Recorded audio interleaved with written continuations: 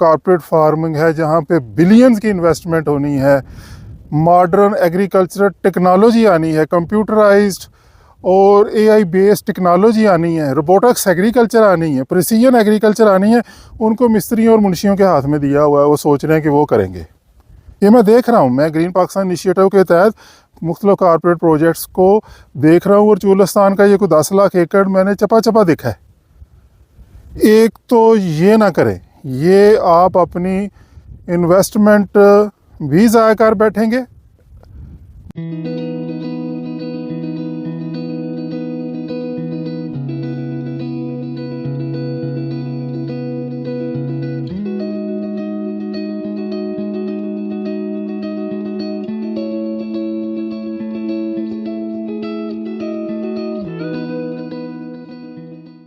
बतौर agriculture consultant मैं तो दुनिया भर में देखता हूँ, जो भी एग्रीकल्चरली एडवांस्ड कंट्री हैं, ऑस्ट्रेलिया, यूएसए, यूरोप, वहाँ तो कॉर्पोरेट फार्मिंग का जो कॉन्सेप्ट है वो तो कई सौ सालों से नाफिजुल अमल है। वहाँ कॉर्पोरेट फार्मिंग हो रही है।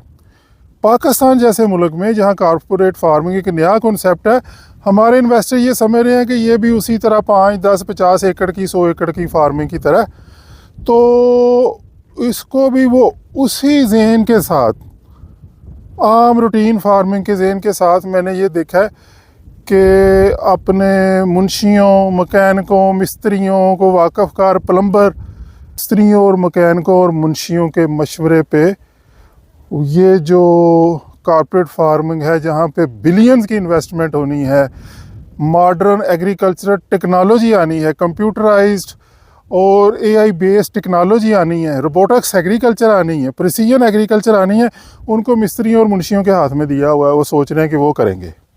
ये मैं देख रहा हूँ, मैं ग्रीन पाकिस्तान इनिशिएटिव के तहत मुख्तलिफ कॉर्पोरेट प्रोजेक्ट्स को देख रहा हूँ और चूलिस्तान का ये कोई 10 लाख एकड़ मैंने चपा चपा देखा है। एक तो ये ना करें, ये आप अपनी इन्वेस्टमेंट भी ज़ाया कर बैठेंगे। मॉडर्नाइज्ड एग्रीकल्चर होनी है, ये 21वीं सदी की एग्रीकल्चर होनी है। आप एक सेंट्रल पिवट को ले लें, सेंट्रल पिवट को ऑपरेट करना, मेंटेन करना इस तरह ही है, मेरी बात यकीन करें, जैसे एरोप्लेन को आप मेंटेन और ऑपरेट करते हैं। बहुत सोफिस्टिकेटेड टेक्नोलॉजी होती है, बहुत कॉम्प्लिकेटेड उसकी मेंटेनेंस और उसके ऑपरेशंस होते हैं, और वो सारा कंप्यूटराइज्ड होती है। तो उसको आपके ये मिस्त्री और प्लम्बर नहीं चला सकेंगे। आप स्किल्ड लेबर रखें, agronomist, horticulture, soil scientist, irrigation engineers, आप एक एग्री इकोनॉमिस्ट। आप देखें, अरबों की जो इन्वेस्टमेंट करने जा रहे हैं ना, उसको महफूज हाथों में दें।